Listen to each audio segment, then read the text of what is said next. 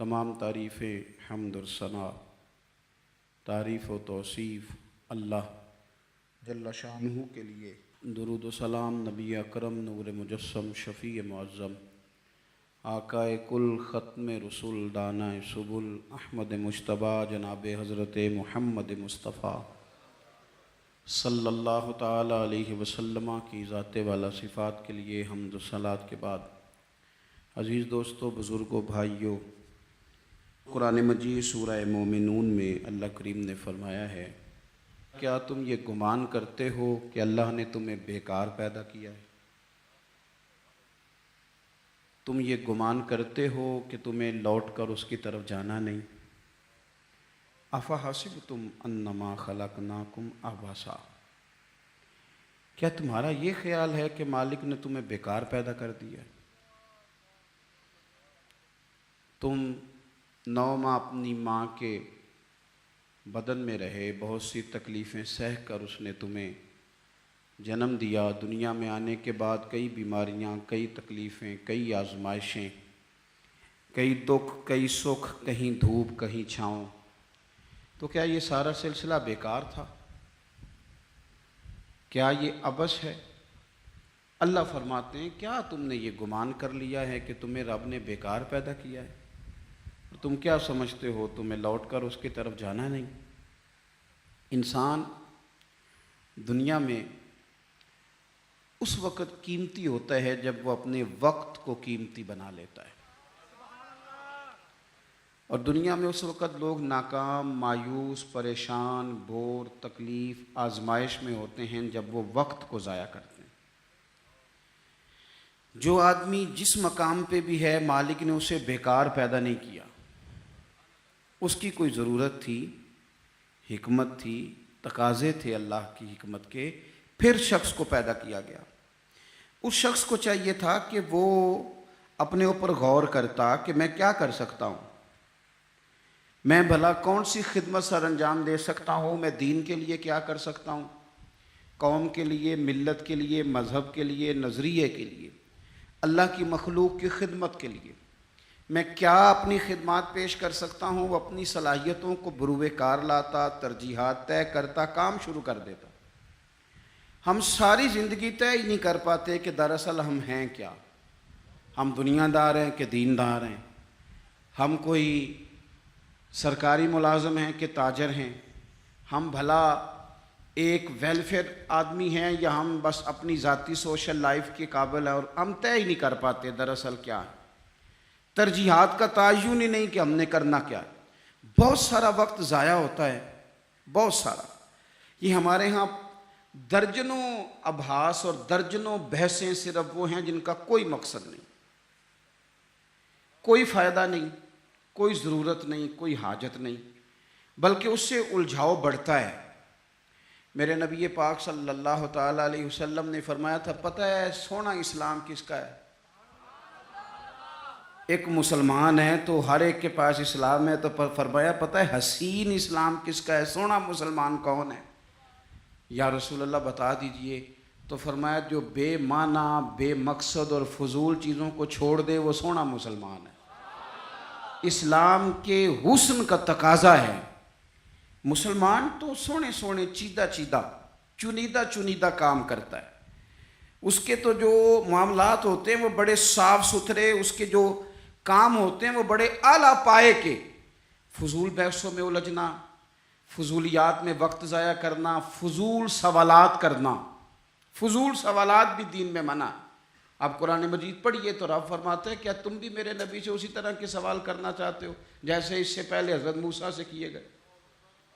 وہی رنگ اختیار کرنا چاہتے ہو؟ ابحاث میں الجھ جانا، اس چوک میں وقت گزارنا۔ ہمارا تو آپ یقین کریں، کچھ وقت لے گئے کعبہ خانے، کچھ زندگی لے گئی ہوٹل، کچھ وقت گزر گیا سیر کرنے میں، کچھ یہ پتہ کرنے میں گزر گیا کہ آج کل بھلا کون کون کیا کیا کر رہا ہے، اس پر بڑا وقت گزر گیا۔ فلانا فلانی جگہ کیسے پہنچ گیا، فلانے کی فلانی مصروفیت کیسے بنی، فلانے کا فلانے سے تعلق کیسے بنا، زیادہ وقت اسی میں بیت گیا۔ فضول ابحاث، فضول بحثیں، فضول وقت کا ضیاع، اپنے معاملات پہ بالکل توجہ نہ دینا۔ یاد رکھنا ہمارے بہت سارے کام صرف اس لیے خراب ہو جاتے ہیں کہ ہم توجہ نہیں کرتے۔ پرنسپل صاحب اے سی والے کمرے میں آرام سکون سے بیٹھے ہیں، انہیں پتہ ہی نہیں کہ اٹھ کے باہر جاؤں دیکھوں جا کے میرا عملہ کیا کر رہا ہے، انہیں پتہ ہی نہیں۔ پیر صاحب کے لیے چونکہ لنگر ذرا تھوڑا سا پیر صاحب کو بتایا ہوتا ہے ڈاکٹر نے کہ تو نے یخنی کھانی ہے چھوٹے گوشت کی، تو اس کے لیے چونکہ علیحدہ سے پکتا ہے اور گلاس پانی کا سٹیج پہ پہنچتا ہے، 6 بندے رومال لیے کھڑے، اٹھ کے دیکھتے ہی نہیں کہ مرید کو سبق پڑھ رہا ہے کہ نہیں پڑھ رہا، طالب علم پہ جا کے توجہ ہی نہیں دیتے کہ اس کے کمرے کا حشر کیا ہے۔ میں ایسے لوگوں کو جانتا ہوں کہ جو اپنے اداروں کا مہینوں وزٹ نہیں کر پاتے، اپنے اداروں کا، فیکٹری کے مالک کو پتہ ہی کوئی نہیں کہ کارکن کیا کر رہے ہیں، یعنی اٹھ کے وہ پسند ہی نہیں کرتا کیونکہ اس کے کمرے میں اے سی لگا ہوا ہے، مزدور دھوپ میں کام کر رہے ہیں۔ ہمارے ڈھیروں کام فقط اس لیے خراب ہوتے ہیں کہ ہم اپنے وقت کو ضائع کرتے ہیں، ہم اپنی ذمہ داریوں کا احساس نہیں کرتے، بری طرح ہم نے اپنے وقت کو الجھا لیا ہے۔ جنت اللہ کے فضل کا مقام ہے۔ جنت میں انسان کو نہ من چاہی چیزیں ملیں گی، یعنی وہ چاہت کرے گا تو اللہ وہ چیز اسے عطا کر دے گا۔ من چاہی چیزیں جنت میں ملیں گی، من چاہی، یعنی حضور صلی اللہ تعالی علیہ وسلم نے بات کو نہ 2 جملوں میں بند کر دیا، فرمایا جنت میں رب نے تمہارے لیے وہ نعمتیں تیار کی ہیں نہ کسی آنکھ نے دیکھی، نہ کسی کان نے سنی، نہ کسی دل میں کبھی خیال بھی گزرا ہوگا کہ رب یہ بھی عطا کرے گا۔ لیکن حضور کیا فرماتے ہیں؟ نبی پاک صلی اللہ علیہ وسلم فرماتے ہیں جنتی بھی ایک بات پہ حسرت کریں گے، حالانکہ وہاں کوئی کمی نہیں، کوئی کمزوری نہیں، پر جنتی بھی حسرت کریں گے، کہیں گے ہائے کاش، حسرت کریں گے۔ یا رسول اللہ کس بات پر؟ تو حضور فرمانے لگے وہ وقت جو دنیا میں ان سے ضائع ہو گیا، خدا کا ذکر نہیں کر سکے، درود نہیں پڑھ سکے، جو وقت ضائع ہو گیا اس وقت پر جنتی بھی جنت میں جا کے حسرت کریں گے کہ یار یہ کیوں ضائع کیا۔ دیکھیں دنیا میں نا سب سے بندہ سمجھدار وہ ہے جسے اپنا وقت مینج کرنا آ گیا۔ ہم کیا کرتے ہیں، ایک چیز کو گلے لگا کے باقی کاموں سے بھی رہ جاتے ہیں۔ آج کل مجھے کاروباری ٹینشن ہے لہذا نمازیں بھی گئیں، آج کل مجھے کاروباری ٹینشن ہے لہذا ابا جی کی خدمت بھی گئی، آج کل مجھے کاروباری ٹینشن ہے لہذا حقوق العباد بھی گئے، چونکہ کاروباری ٹینشن ہے تو لہذا کسی سے ہنس کے مسکرا کے بات کرنے والی جو نیکی تھی وہ بھی گئی۔ ایک ٹینشن آئی ہے نا تو آپ نے سارا کچھ اسی کھاتے لگا دیا ہے، وہ تو آتی رہے گی۔ نبی پاک صلی اللہ علیہ وسلم نے 23 سالوں میں انقلاب برپا کیا۔ آپ دیکھ لیں کون سا ایسا موقع ہے جہاں سکون سے کسی نے بیٹھنے دیا؟ کبھی کافر بدر میں آ گئے، کبھی احد میں آ گئے، کہیں خندق میں آ گئے، کہیں خیبر میں آ گئے۔ وہ معاملہ اپنی جگہ پہ تھا تو یہاں مدینے میں یہودیوں کی سازشیں شروع ہو گئیں۔ وہ اپنے مقام پر ایک معاملہ تھا تو منافقین اندر تھے، وہ الگ سے عبداللہ بن نبی سلول کا گروپ الگ سے سازشیں کرتا تھا۔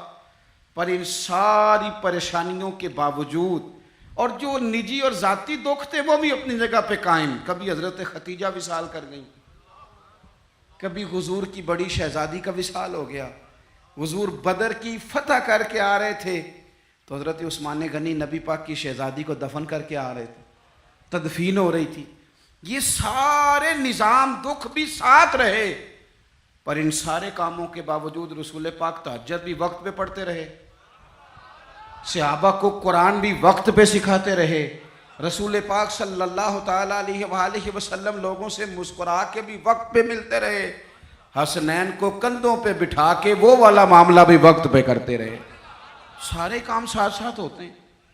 ہم نے ایک دو چیز کو بابو جی یہ نہیں صحیح ہو رہا لہذا سارا کچھ ہی خراب ہے۔ ہمارا وقت ضائع ہو رہا بھائی، اور تیزی سے ضائع ہو رہا ہے۔ ہم بڑے قیمتی ہیں، اپنے آپ کو قیمتی سمجھیں۔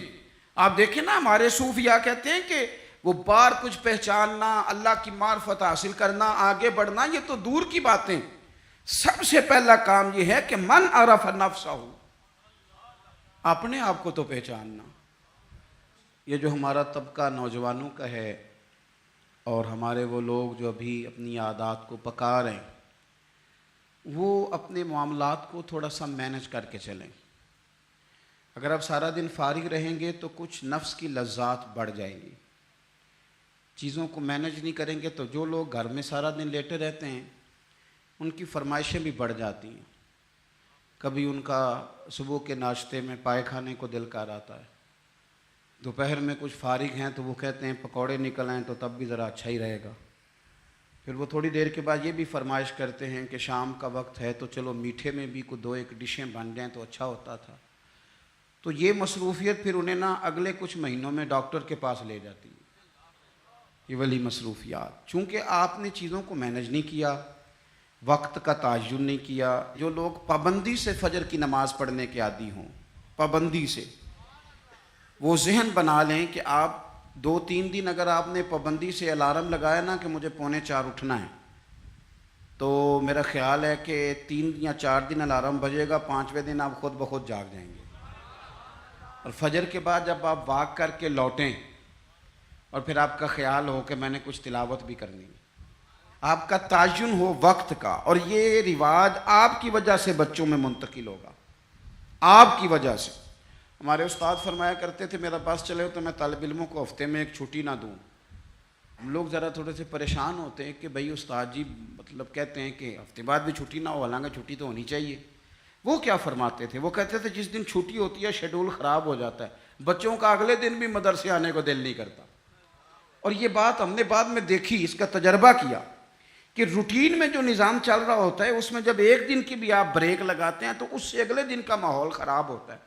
دیکھیں کچھ لوگوں کے پاس دولت ہوتی ہے، کچھ کے پاس نہیں ہوتی. کچھ کے پاس اللہ تبارک و تعالیٰ کی دی ہوئی وسعت ہوتی ہے، کچھ کے پاس نہیں ہوتی.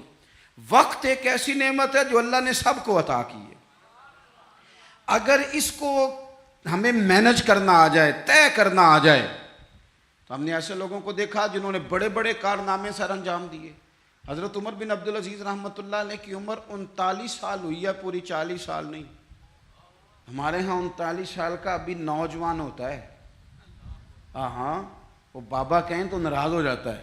39 سال عمر، 39 سال عمر مبارک تھی جس میں انہوں نے روز 5 سپارے قرآن پاک بھی پڑھ لیا، کئی لاکھ بار درود شریف بھی پڑھ لیا. انہوں نے اپنے پورے عہد حکومت میں بڑے بڑے سرائے قائم کیے، بڑی بڑی مساجد بنائیں. جو پچھلے بادشاہ ان سے پہلے گزرنے والے عدل نہیں کرتے تھے وہ ساری خرابیاں دور کر کے انہوں نے عدل بھی کر دیا. ان 39 سالوں میں یہ وہ حسین شخص ہے کہ جس نے اتنا کام کیا کہ اسے رسول پاک کی بارگاہ سے سلام بھی آیا. اتنے بڑے کام کر کے، اتنے بڑے کام کر کے وہ 39 سالوں میں اللہ کے حضور بھی حاضر ہو گئے. اور صدیاں بیت گئیں، خطیب ممبروں پہ بیٹھ کے ان کی تعریفیں کرتے ہیں، ان کی مثالیں دی جاتی ہیں، ان کے تذکرے کیے جاتے ہیں، ان کے احوال بیان کیے جاتے ہیں. وجہ کیا تھی؟ وقت نہیں ضائع کیا، ٹائم نہیں ضائع کیا. آپ یقین کریں اتنا وقت ہے ہمارے پاس، اتنا وقت ہے، فلانی چیز کا بھی ہمیں پتہ ہے، فلانی چیز کا. حضرت بابا فرید الدین گنج شکر رحمۃ اللہ تعالی علیہ، آپ دلی میں رہتے تھے اپنے مرشد شیخ قطب الدین بختیار کاکی کی بارگاہ میں. تو ایک بندہ دور سے کہیں آیا تو اس نے بابا صاحب سے کہا فلانے محلے جانا ہے. فرمانے لگے مجھے نہیں پتا اس کا. وہ کہنے لگا آپ دلی میں نئے آئے ہیں؟ فرمایا نہیں، سالوں بیت گئے. تو کہا پھر آپ کو اس محلے کا نہیں پتا؟ کہنے لگے 2 گلیوں کا پتہ ہے، ایک قطب کے گھر جاتی ہے، دوسری واپس آتی ہے، تیسری کا نہیں پتا. وہ تو فارغ لوگ ہیں جو گھومیں گے، ادھر جائیں گے ادھر جائیں گے. ہماری تو جو ڈیوٹی ہے ہم ڈیوٹی کر رہے ہیں. اپنی زندگی میں اوقات کا اتنا ضیاع ہے، اتنا ضیاع ہے، اتنا ضیاع، حد ہو گئی. ہمارے بزرگوں نے جو وہ کتابیں لکھ گئے جو ہم سے پڑھی نہیں جاتی، اتنی اتنی بڑی ہیں، لوگ پڑھ نہیں پاتے ساری زندگی میں. اعلیٰ حضرت فاضل بریلوی نے 1000 کتاب لکھی ہے، اور ایسے نہیں لکھ دی کہ 4 کتابیں رکھی تو 5ویں اس میں سے نکل آئی، ایسے نہیں، بلکہ انہوں نے ایک کتاب لکھی ہے جس کو کھولا جائے تو کئی جلدوں میں کتابیں بنتی ہیں. کیسے لکھا؟ وقت مینج تھا.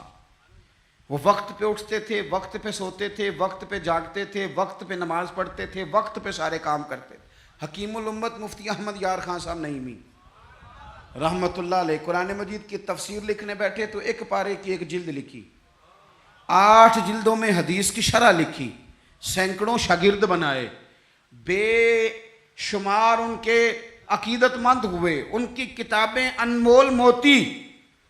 کسی نے کہا حضور سارا کچھ کیسے ہوا؟ کہنے لگے وقت نہیں ضائع کیا زندگی میں، وقت نہیں ضائع کیا. مفتی صاحب نا جب جمعے کا خطبہ دینے کے لیے ممبر پہ بیٹھتے تھے اور پہلی بات کرتے تھے نا الحمدللہ، تو لوگ گھڑی ٹھیک کرتے تھے، کہتے تھے لو بھی 1 بج گیا، مفتی صاحب بیٹھ گئے۔ یہ 1 منٹ آگے پیچھے نہیں ہوتے، بلکہ ایک سادی مثال، مفتی صاحب عصر کی نماز سے 15 منٹ پہلے گھر سے نکلتے تھے، تو آپ گزرتے تھے نا جہاں سے، تو ایک حویلی تھی، ایک ذمہ دار تھا، وہ اس نے بھینسیں رکھی ہوئی تھی، تو عصر سے پہلے تھوڑا سا بھینسوں والے لوگ دودھ دھونا شروع کرتے ہیں، تو مفتی صاحب جب سامنے سے گزرتے تو وہ ذمہ دار کہتا اپنے بیٹے سے، کہتے پتر کٹا چھڑ دے، مفتی صاحب لنگ گئے نہیں۔ وہ کہتے ابا جی اجے تو دن کھلوتا ہے، کہتے دن نو چھڑ استاد لنگ گئے نہیں، وہ وقت پہ جاتے ہیں لہذا وقت ہو گیا، تو اس طرح کر، تو شروع کر دودھ دھونا۔ تو کہتے ہیں گھڑیاں کم ہوتی تھی، ہر بندے کے پاس ہوتی نہیں تھی، تو اگر گھڑی منگا کے بھی کبھی دیکھتے تھے تو واقعی 4:45 ہوتے تھے۔ اپنے معاملات کو لوگوں نے جب طے کر لیا، جب ان کا ارادہ بن گیا، جب وہ کام کرنے والے لوگ تھے، آپ یقین کریں کئی لوگوں کو اپنے بارے میں اتنی معلومات نہیں ہوتی جتنا ان کے پڑوسیوں کو ان کے بارے میں پتہ ہوتا ہے۔ اتنی معلومات نہیں ہوتی جیسے ویسے لوگوں کو خبر ہوتی ہے کہ فلانا، اور کسی دانشور نے بڑی عمدہ بات کی تھی، اس نے کہا تھا ہمیں پڑوسی کے بچوں کی غلط حرکتوں کا پتہ ہوتا ہے پر اس کی غربتوں کا پتہ نہیں ہوتا۔ یہ ذرا وقت پہ خیال کرتے ہیں کہ فلانا بچہ شرارت کتنی کرتا ہے، یہ نہیں سوچتے کہ اس کی فیس بھی ادا ہوئی ہے کہ نہیں، انہوں نے روٹی بھی کھائی ہے کہ نہیں، ان کے پاس سکول جانے کا یونیفارم بھی ہے کہ نہیں۔ اپنے وقت کو ہمیشہ اچھے انداز میں، حضرت معاویہ بن خدید رضی اللہ تعالیٰ عنہ ایک صحابی ہیں، وہ کہتے ہیں اسکندریہ کی فتح کے لیے ہم لوگ گئے، فتح ہو گئی، واپس آئے تو دوپہر کا وقت تھا، سخت گرمیوں میں اکثر لوگ دوپہر کو بھی آرام کرتے ہیں، جب دھوپ کڑاکے کی ہو تو لوگ باہر نہیں نکلتے۔ فرماتے ہیں سب لوگ مدینہ شریف میں آرام کر رہے تھے اور گلیوں میں کوئی شخص بھی دکھائی نہیں دے رہا تھا، میں سمجھ گیا سب لوگ محو آرام ہیں۔ حضرت عمر فاروق رضی اللہ تعالیٰ عنہ کو میں نے اطلاع دینی تھی کہ فتح ہو گئی، آپ فرماتے ہیں میں بھی جا کے کسی کونے میں بیٹھ گیا، عصر یا مغرب کا وقت ہوا تو حضرت عمر سے ملاقات ہوئی، تو میں نے سلام کے بعد عرض کی حضور مبارک ہو، اللہ نے کامیابی دے دی، اسکندریہ کی فتح ہو گئی۔ تو حضرت عمر کہنے لگے یا اللہ تیرا شکر ہے، پھر فرمانے لگے یار میں تو تیرے انتظار میں تھا اور خیال تھا تو ظہر کے قریب آ جائے گا۔ عرض کی حضور میں آ گیا تھا، ذرا بات کو سننا، میں آ گیا تھا پر سب لوگ سو رہے تھے، آپ کے آرام میں خلل ڈالنا مناسب نہیں سمجھا، لہذا میں رک گیا کہ عصر یا مغرب میں بتاؤں گا۔ تو حضرت عمر کہنے لگے یہ تم نے کیا کیا؟ سویا کرتا تھا میں، پر خلیفہ بننے سے پہلے سویا کرتا تھا، اب اتنا وقت کہاں ہے، اب تو ذمہ داری ہے، ذمہ داری سب سیاں رل پانی نو چلیاں، کوئی مڑ سی پار کے، تو جنہاں نے پار کے سر تے چایا وہ قدم رکھن ڈر ڈر کے، اب تو احساس ہونے نہیں دیتا، ذمہ داری ہے نا، جنہاں نے پار کے سر تے چایا ہے وہ قدم رکھن پر ڈر ڈر کے، احساس کہاں سونے دیتا ہے۔ آپ فرمانے لگے تو دن کی بات کرتا ہے، میں تو رات کو تھوڑا سوتا ہوں۔ حضور کیوں؟ فرمانے لگے دن مخلوق کی خدمت میں رہتا ہوں اور رات اپنے رب کی عبادت میں رہتا ہوں۔ وقت کہاں ہے بھائی اتنا؟ مجھے بھی میرے کچھ دوست کہتے ہیں آج کل بور بڑے ہوتے ہیں، تو میں اکثر کہتا ہوں ہوتے ہوں گے بور، پر ہمارے پاس تو بور ہونے کا وقت ہی نہیں بچا، کبھی ٹائم ملے تو شاید بور ہوں پر اتنا وقت کہاں سے لائیں بھائی، بور بھی ہونا ہے، تھوڑا وقت نکلے تو ہونا، ٹائم ہی کوئی نہیں، چاروں ناچار بھی لگے رہتے، اپنی ڈیوٹی کرتے رہتے، بور تب ہوں گے جب فارغ بیٹھیں، زندگی کو فارغ نہ بتائیں اپنے وقت، وہ جی میں ذرا فارغ تھا تو یہاں آ کے بیٹھ گیا، میں ذرا فارغ تھا تو موبائل پہ لگ گیا، میں ذرا فارغ تھا تو فلانی بحث میں لگ گیا، میں ذرا فارغ تھا تو میں چائے پینے چلا گیا، میں ذرا فارغ ہوں تو آؤ 2 گھنٹے طے کر کے نا 2 گھنٹے جانے 2 گھنٹے آنے، کرنا کیا ہے روٹی کھانے جانا ہے۔ واہ بھائی واہ، اتنی فرصت کہاں سے آئی؟ حضرت عبداللہ ابن عمر حدیث کے راوی ہیں، میرے نبی پاک علیہ الصلاۃ والسلام ارشاد فرماتے ہیں جب سورج طلوع ہوتا ہے، ہر روز جب سورج طلوع ہوتا ہے تو دن اعلان کرتا ہے، اس دن منادی ہوتی ہے، وہ دن اعلان کرتا ہے اور کہتا ہے لوگو آج اگر کوئی کام کرنا ہے تو کر لو، میں آج آیا ہوں، آج کے بعد دوبارہ نہیں آؤں گا۔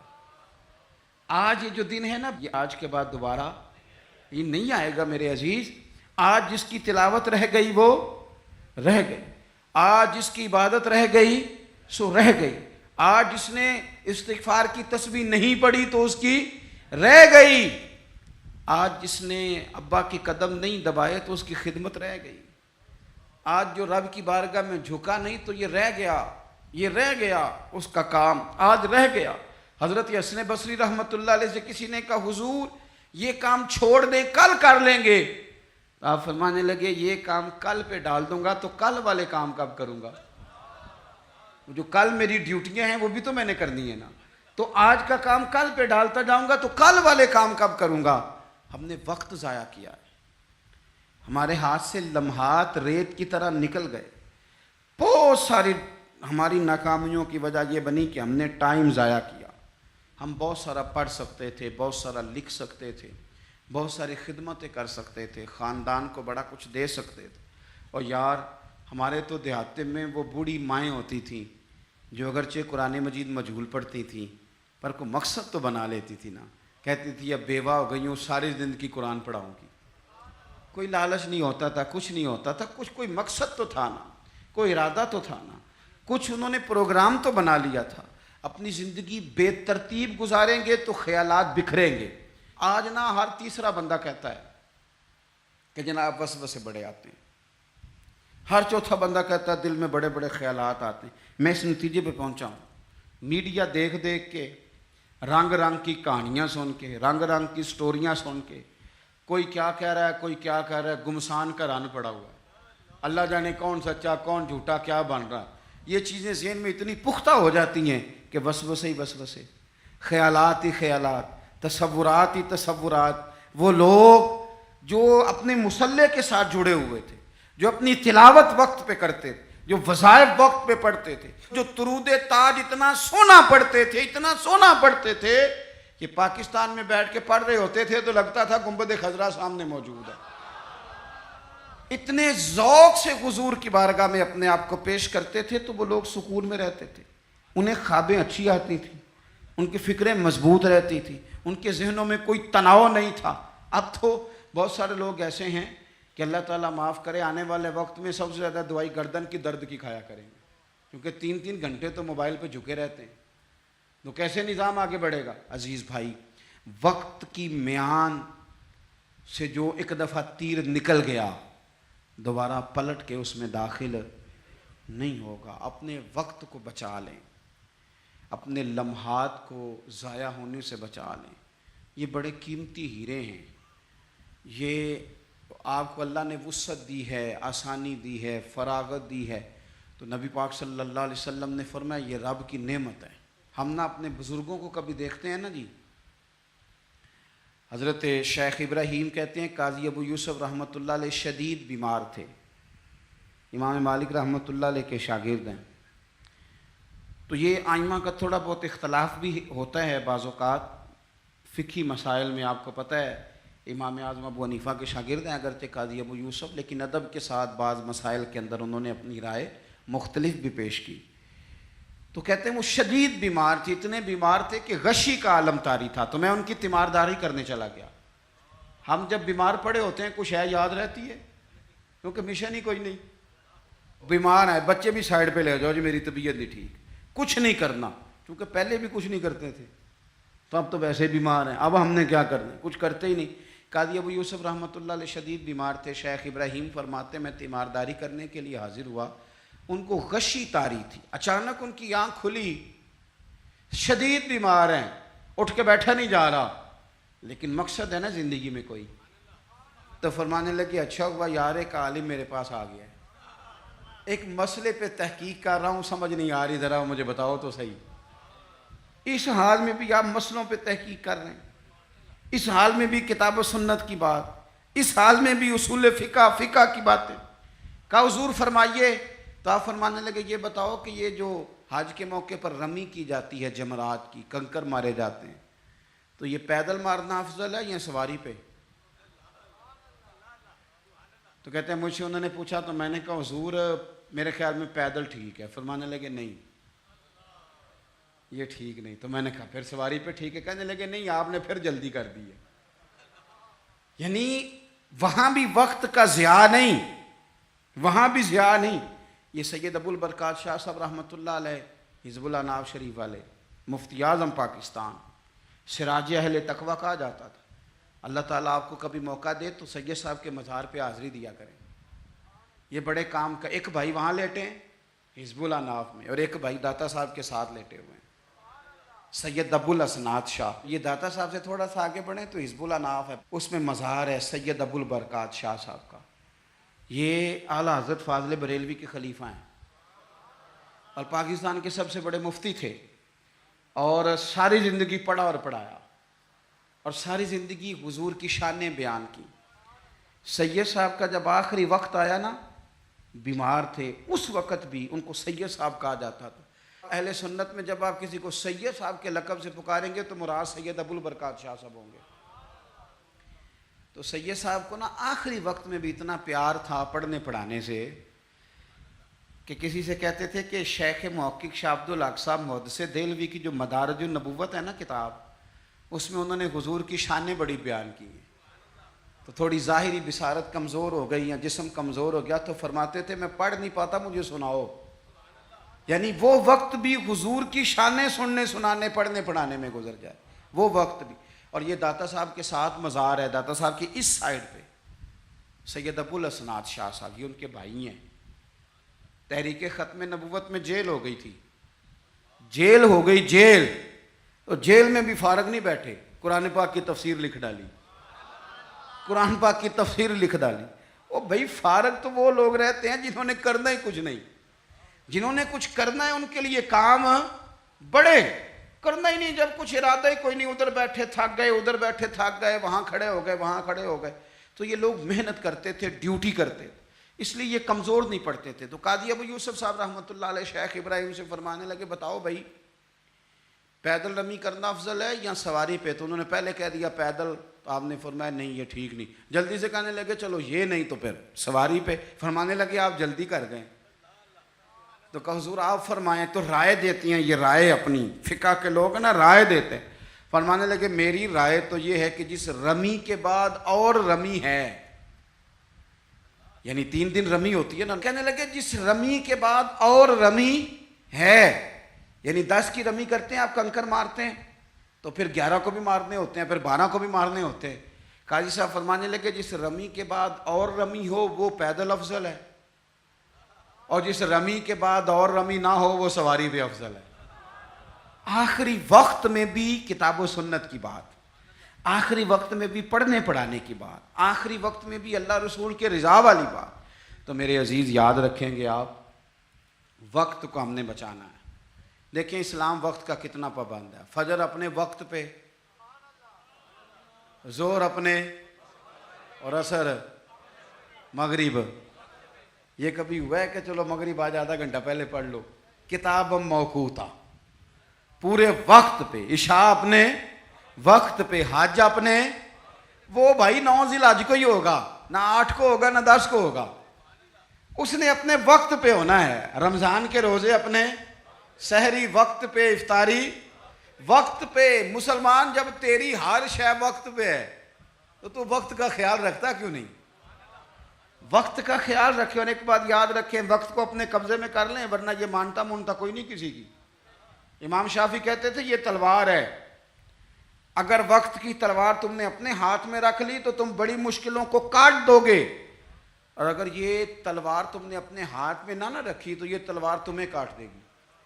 یعنی وقت کسی کا انتظار نہیں کرتا۔ صبح ہوئی تھی تو جس نے صبح سے کچھ کیا ہے، ورنہ دن تو بیت ہی گیا، ورنہ تو پھر بھائی سپہر تو ہو ہی گئی، تو کیوں نہ کچھ کر لیں، کچھ پروگرام بنا لیں۔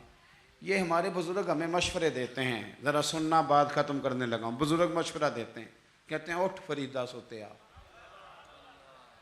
مان لینا مشورہ بابا صاحب کا۔ یہ سوتیا سے مراد کیا ہے؟ یہ جو تو غافل ہو گیا ہے نا، کہتے ہیں تو اقترب للناس حسابہم وہم فی غفلۃ معرضون، وقت حساب قریب آ گیا، ابھی بھی لوگ غافل ہیں۔ فرمانے لگا یہ تو غافل جو ہو گیا نا، یہ سوتیا سے مراد یہ ہے کہ غفلت سے اٹھ نا فریدہ سوتیا۔ اوے داڑھی آ گیا ہی پور، اگا نیڑے آ گیا ہی، تو پیچھا رہ گیا دور، کہنے لگے اور کچھ نہیں کر سکتا تو مسجد میں جھاڑو ہی دے، اٹھ نہ فریدہ ستیا، جھاڑو دے مسیت، وہ تو ستا ہے تے رب جاگدا، تیری ڈاڈے نال پرید۔ پھر فرمانے لگے اٹھ نہ فریدہ ستیا، چل خلقت ویکھنی جا، تے متے کوئی مل جائی بخشیا تے تم ہی بخشیا جا۔ اس سے مراد کیا ہے؟ کہنے لگے اٹھ نہ، چل اور کچھ نہیں تو کسی نیک کی صحبت میں بیٹھ چل کے، اٹھ نہ فریدہ ستیا تے خلقت ویکھن جا، متے کوئی مل جائی بخشیا، تم ہی بخشیا جا۔ اپنے وقت کو، جوانوں اگر تم وقت کے مطابق کام کرنے لگ گئے تو بڑا کچھ تمہارے ہاتھوں میں ہے، اور اگر وقت تمہارے ہاتھ سے نکل گیا تو کچھ بھی ہاتھ نہیں رہے گا۔ اقبال نے اپنے بیٹے کے نام نظم لکھی تھی، کہا تھا دیار عشق میں اپنا مقام پیدا کر، نیا زمانہ اور نئے صبح و شام پیدا کر، اور میرا طریق امیری نہیں فقیری ہے، تو خود ہی نہ بیچ، غریبی میں نام پیدا کر، غریبی میں نام پیدا کر، غریبی میں۔